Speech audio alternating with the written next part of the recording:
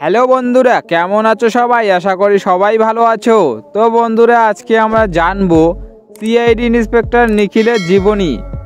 তো বন্ধুরা, ভিডিওটিতে একটি লাইক দিয়ে ভিডিওটি শেষ পর্যন্ত দেখার অনুরোধ রইল।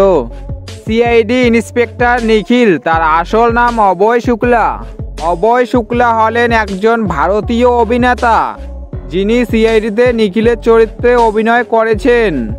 সিআইডি ইন্সপেক্টর নিখিল 2011 সালে সিআইডিতে যোগ দেন এবং 2016 সাল পর্যন্ত অভিনয় করেন।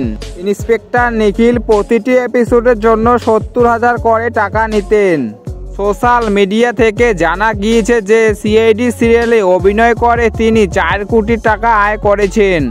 সিআইডি ইন্সপেক্টর নিখিল 22 সেপ্টেম্বর 1984 সালে জন্মগ্রহণ করেন। তার বর্তমান বয়স 39 বছর। বর্তমানে তিনি মুম্বাই শহরে বসবাস করছেন। ইন্সপেক্টর নিখিলের উচ্চতা প্রায় 6 ফুট এবং তার বর্তমানে 70 কেজি ওজন রয়েছে। ইন্সপেক্টর নিখিলের শিক্ষাগত যোগ্যতা স্নাতক পাস। তো বন্ধুরা, এই ছিল আজকের ভিডিও।